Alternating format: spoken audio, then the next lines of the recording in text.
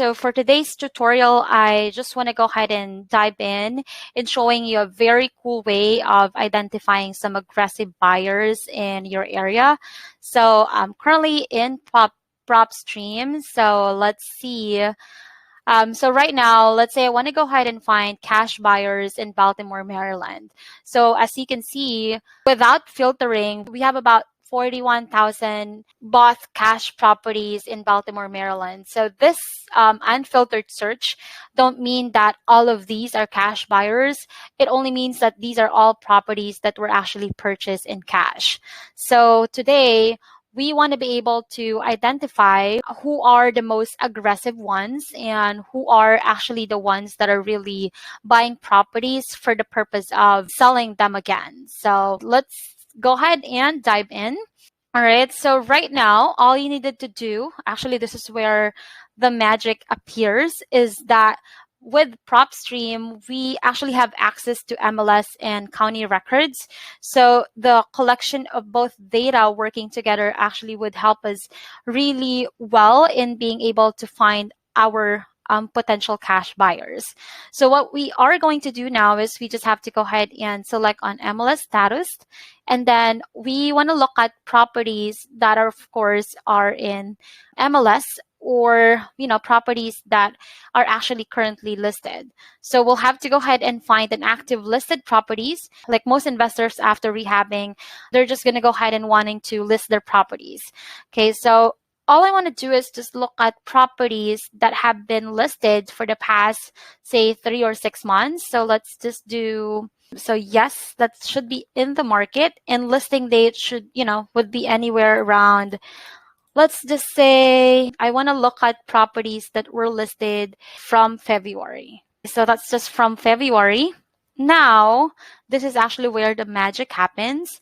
Under ownership information, what you want to go ahead and do is that you want to go ahead and filter just individual buyers. So we can just go ahead and filter as individual investors. And we want them to have bought the property like at least 6 months before it was listed on the market.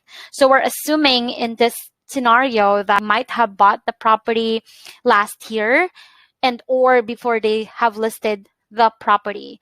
So let's just say they took them like a month or two to even fix it or whatnot. 41,000 earlier, we're now down to just 246 properties. So let's change our last sale date. We're assuming that this person listed the property February and must have bought the property maybe just around August, or you can also do September, just so it's going to be more recent. So let's just assume that this person actually bought the property somewhere between September to December, and then probably ended up fixing it for about a month and listed the property on February. Okay, so we have an individual buyer. Yep, so we wouldn't change anything else. If you go ahead and want to just also take a look at, cash buyers that's just wanting single family home, you can do that. But on my case, I'm not going to do that now. So what can you see here? All right. As you can see, or what does this say, is that it means that this person must have bought a property last year and then rehab it. So last year between September to December, and then rehab it and listed it MLS on February. Okay, so as you can see, we now have about 9 properties. Okay, and what this means, all right, we might have identified ourselves a buyer, but let's take a look and see. So you can actually look at the photos. You could see that it must have been done by a fixer, although the flooring is not needs to be updated. But let's look at the sold price. So remember, I told you guys that we do have an access to MLS and county records.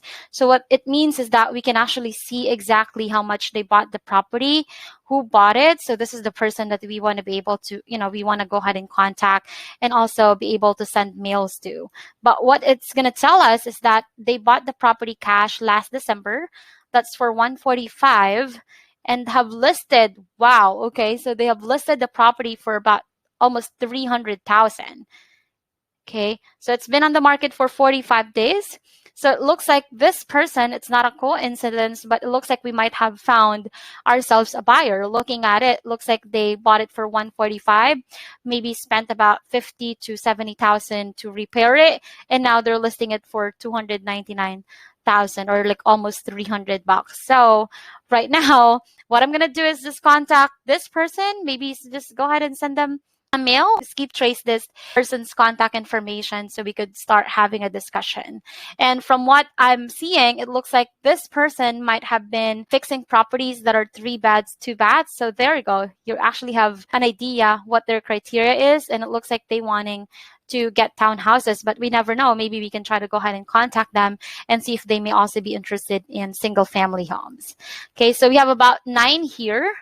Okay, you can also take a look at the next one to see if it's a potential buyer. Okay, let's see this. Say they bought it for 154 last December as well. And oh, wow, that's a great deal. So they are actually selling it for about 399,000. Imagine that margin. So bought it for 154, probably spent about 100,000 to repair, and now they're listing it for 399,000. I will definitely go ahead and contact this buyer.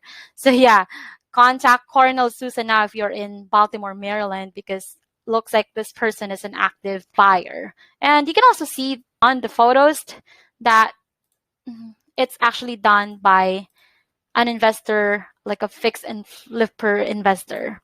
So yeah, give it a call. Okay. Right. So you can actually check all of these one by one, and you might have added yourselves a buyer in your list. All right. Hope this video helps. And if you do have questions, feel free to reach out to me. Have a great one.